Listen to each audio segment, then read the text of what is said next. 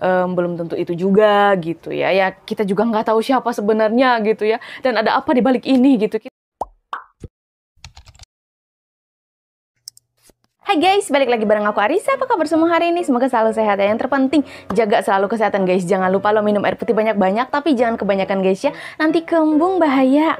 Oke, video kali ini aku mau ajak teman-teman untuk melihat satu video. Di sini kayak ya bisa dibilang sebuah video terbaru gitu ya, terkait dengan kasusnya Vina guys ya. Di sini ada Egy lain gitu loh ya. Oke, videonya seperti apa? Jadi kita langsung gas ke videonya. Iya betul. Egy Ripra guys. Egy Ripra. Ya tapi bentar. Kalau dari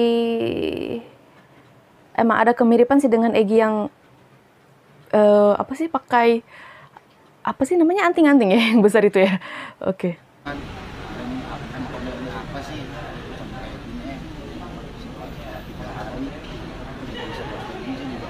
Lepaskan segera Peggy Setiawan karena klien kami bukanlah pelakunya. Ya, dan tunjukkan dari penyidik ini, publikasikanlah foto yang telah diperlihatkan kepada Sakatata ke publik. Menurut peraturan undang-undang, polisi punya batas ambang waktu untuk menahan seorang tersangka. Sudah sekian lama si Peggy ditahan, hampir 1 bulan. Tapi sampai dengan detik ini, pengacara si Peggy tidak mendapatkan surat kuasa pra-peradilan. Katanya Peggy punya pengacara puluhan orang, 65 orang kalau nggak salah. Tapi masa iya segitu banyak pengacara cuma mendapatkan selembaran surat kuasa pra-peradilan tidak bisa? Di sini saya rasa aneh. Yang nggak beres sebenarnya siapa? Pengacara atau polisi? Karena saya sudah mulai curiga ini. Sudah mulai curiga. Keberadaan oknum-oknum pengacara yang mendampingi si Peggy hanya pansos. Oh. Karena semua oknum pengacara saya perhatikan yang mendampingi si Peggy muka-muka baru. Jangan-jangan kulit bangunan juga ini. Jangan-jangan kulit bangunan yang mengaku-mengaku sebagai pengacara. Karena kalau memang dia seorang pengacara, mustahil hanya meminta surat kuasa pra-peradilan. Tidak bisa sampai dan detik ini. Ada apa sebenarnya? Ada apa sebenarnya? Kalau cuma sekedar numpang pansos, mending gak usah. Cuma bikin geger publik saja. Bikin geger. Makanya saya bilang, ini kasus benar-benar kasus sinting. Kasus sinting. Banyak orang yang pansos, banyak orang yang tunggangi. Masa seorang pengacara cuma meminta surat kuasa pra-peradilan, jawabannya hanya akan kapan? Gitu. Akan kapan? Jangan cuma ngomong doang. Karena ini mengenai nasib dan masa depan orang yang ditersangkakan. Iya. Jangan hanya akan terus. Makanya saya bilang, yang gak beres ini kayaknya oknum pengacara. Jadi kita jangan hanya menyalahkan pihak kepolisian saja. Saya rasa pihak kepolisian senang kalau pra-peradilannya dibuka. Tapi masa sampai detik ini hanya untuk mendapatkan selembar surat kuasa pra-peradilan, pengacaranya nggak mampu. Kalau cuma sekedar mencari pansos, Pak, mending mundur. Karena saya lihat oknum pengacara ini banyak yang saya cari muka supaya diundang di stasiun TV. Ada juga salah seorang oknum pengacara si Peggy. Saya perhatikan alay sekali itu. Hari-hari nggak luput dari jas dan dasi. Biar cuman belusukan pakai jas dan dasi. Jangan-jangan tidur, bahkan buang air besar pakai dasi juga. Tapi kerjanya nggak beres. Cuma meminta surat kuasa pra-peradilan, dia nggak mampu. Malu sama dasi, bos. Langsung kena mental guys. Malu ya. sama jas, bos. Makanya sekali lagi, kalau cuma numpang pansos, mending nggak usah. Netizen juga nggak bodoh-bodoh amat loh. Netizen juga punya pendidikan, bahkan mungkin ada di antara netizen yang melihat kasus si Peggy ini berprofesi sebagai pengacara. Hanya saja beliau tidak mau pansos seperti Anda. Kenapa kasus Vina ini sangat sulit sekali untuk dibongkar, padahal tidak ada kata sulit bagi pihak kepolisian untuk membongkar kasus Vina dari tahun 2016 sampai sekarang. Ini sudah 8 tahun. Nah, masih ingat kasus bom Bali? Begitu mudahnya Densus 88 bisa mengungkap kasus bom Bali ini. Terus kemudian kita lanjut lagi nih, kasus Verdi Sambo, ya kan. Sebelum terbongkar, banyak sekali cerita-cerita, skenario-skenario yang dibuat dengan karangan-karangan. Tapi ketika seorang pimpinan mengatakan selesaikan, kerjakan, harus tuntas, akhirnya selesai. Akhirnya terbongkar semua. Terbongkar cerita kebohongan, skenario-skenario, ya kan. Tidak sedikit kan para jenderal yang dipecat. Pihak kepolisian juga banyak yang dipecat. Ya. Nah, terus sekarang bedanya dengan kasus Vina ini apa? Ya tergantung dari pimpinan. Ketika pimpinan mengatakan selesaikan, ya selesai nanti ini. Bukan berarti nggak bisa selesai nih. Nah sekarang kan banyak cerita-cerita baru, karangan baru, skenario-skenario baru, bla bla bla bla bla. Nah ini tergantung dari pimpinannya aja sudah. Dan kalau seandainya pimpinan nggak mengatakan apa-apa, nggak memerintahkan apa-apa, ya sudah. Maka akan terus akan ada karangan cerita baru, skenario baru. Jadi semua itu tergantung dari pimpinannya. Ya saya tidak mengerti ya urutan pimpinan di kepolisian tuh saya nggak paham ya.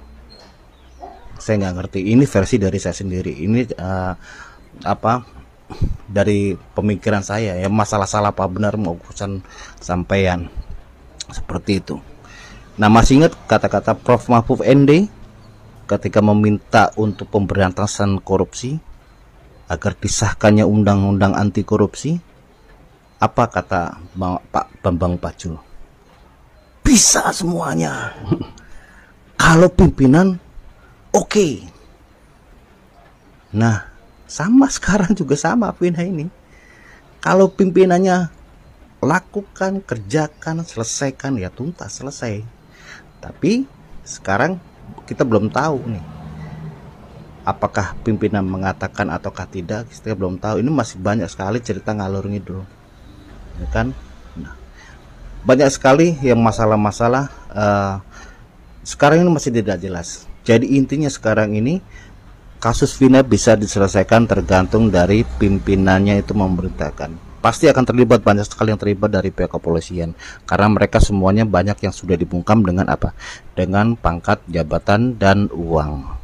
Ya kan, ada juga yang cerita tentang bupati-bupati ya sekarang kan udah mantan, tapi karena udah dibungkam dengan uang, ya sudah, mereka tidak bisa berbuat apa-apa kecuali mereka punya keberanian dan punya nyali, ya sudah, dan mempertaruhkan jabatan, ya silahkan, ya kan. Nah bukannya di kasus ini juga ada dari pihak kepolisian yang udah dipecat kan. Nah jadi inilah ironisnya ya, penegak hukum tapi melanggar hukum.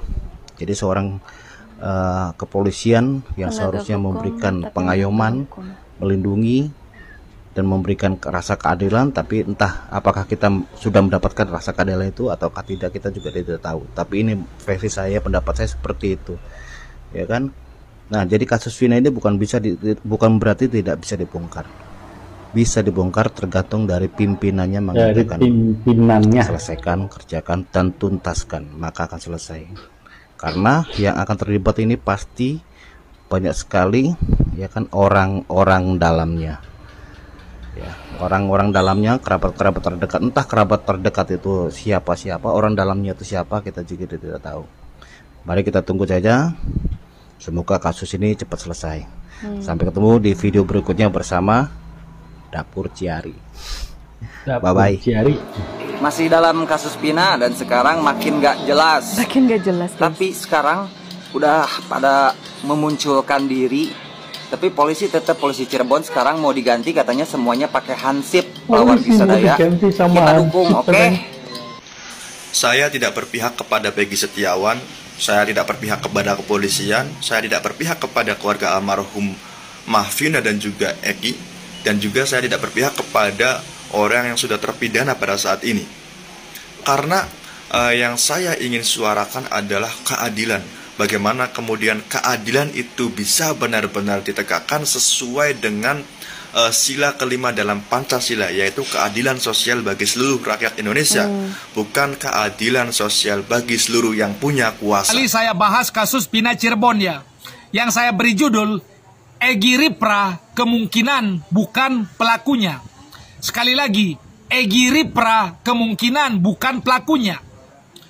Yang tadi saya juga sempat bikin PT bahwa kemungkinan Peggy, anak Pak Cecep, juga bukan pelakunya. Kalau kalian bertanya, kok bisa bang? Silakan tonton video saya yang membahas itu. Baru saja tadi saya upload ya. Silakan kalian tonton di sana. Kalau saya jelaskan ulang di sini, panjang. Silakan tonton PT yang itu. Jadi, di sini ya, Peggy anak Pak Cecep bukan pelakunya. Peggy kuli bangunan juga bukan pelakunya. Orang-orang yang ditangkap itu, kuli bangunan itu, yang di penjara itu juga bukan pelakunya. Dan sekarang Egy Ripra dalam pandangan saya juga bukan pelakunya. Loh, kok bisa bang Egy Ripra bukan pelakunya? Jadi begini ya, mari kita kembali pakai logika. Linda, waktu terjadi peristiwa pembunuhan Eki dan Pina, ada di tempat kejadian.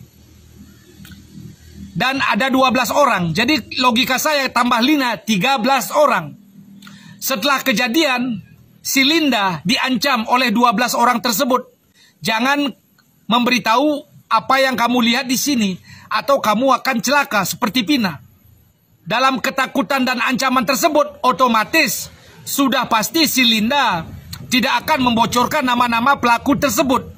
Dan yang saya lihat, ini kasus ini dibuat seolah-olah terjadi pembunuhan karena cemburu, karena cinta segitiga. Cinta segitiga. Yang dalam pandangan saya sebenarnya untuk menutupi kasus narkoba.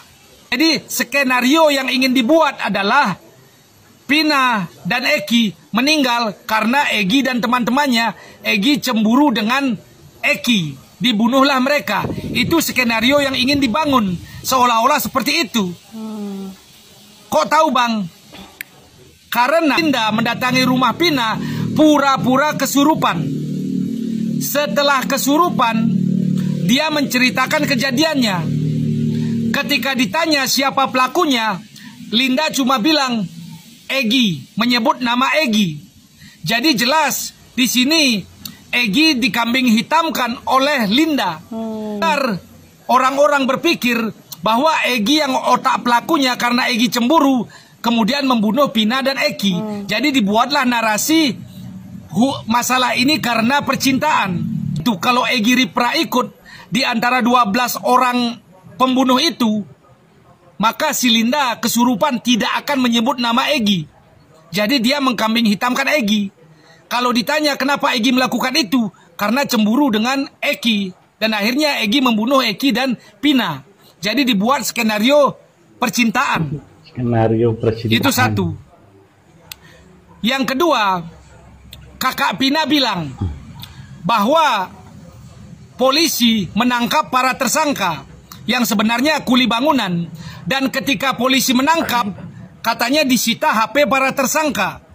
Nah, di HP para tersangka itu ada chattingan, sudah direncanakan.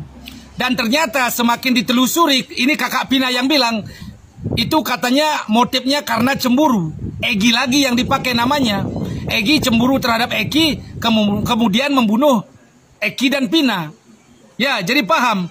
Jadi ini dibentuk seakan-akan masalah percintaan, dan pelaku utamanya adalah Egy, gitu loh. Ya, Jadi dibentuk masalah percintaan untuk menutupi masalah yang lebih besar, yaitu narkoba. Terus kalau bukan itu siapa pelakunya, Bang? Jadi dalam pandangan saya ke-12 pelaku ini belum ditangkap, ke-12-nya. Ya, jadi begini. Orang yang bawa motor beramai-ramai belum tentu komunitas motor. Bisa saja mereka bawa motor tapi belum tentu komunitas motor. Jadi dalam pandangan saya para pelaku ini kemudian membunuh Pina dan Eki, kemudian membawa-bawa nama komunitas motor, padahal tujuannya membunuh Eki adalah balas dendam karena Bapak Eki menangkap bos mereka. Gitu loh, ya. Dan kenapa membunuh Pina? Karena Pina jadi saksi kematian Eki. Itu. Jadi setelah terbunuh itu CCTV diambil oleh orang besar. Ya, nah setelah kematian itu mereka mencari cara bagaimana menutupi kasus narkoba ini. Kematian mereka dibuat skenario percintaan dan pelaku utamanya adalah Egi. Itu yang dibikin. Itu aja, terima kasih. Kita sudah mendengarkan teman-teman netizen berkomentar guys ya terkait adanya Egi Ripra ya kalau nggak salah tadi ya di awal video kita lihat coba. Iya benar Egi Ripra. Kalau aku lihat sih ya emang agak mirip dengan Egi yang ada yang ini loh, yang ada apa sih namanya anting-antingnya itu loh. Cuman kan bener kata abang-abangnya bahwa belum tentu itu juga gitu ya. Ya kita juga nggak tahu siapa sebenarnya gitu ya. Dan ada apa di balik ini gitu. Kita doakan saja supaya semuanya cepat kelar, cepat clear gitu guys ya. Biar tidak ada pertanyaan lagi, kok seperti ini, kok seperti itu, siapa gitu ya. Oke, untuk pihak kepolisian ya semangat gitu ya untuk mencari gitu siapa pelakunya. So kalau menurut kalian gimana nih video yang barusan kita lihat? Coba ketik-ketik di kolom komentar. Aku juga ucapin terima kasih banyak buat teman-teman yang sudah setia bersama Arissa Sebastia, selalu ngikutin aku. Kayaknya sekian dulu video dari aku, sampai jumpa di video selanjutnya guys. Bye.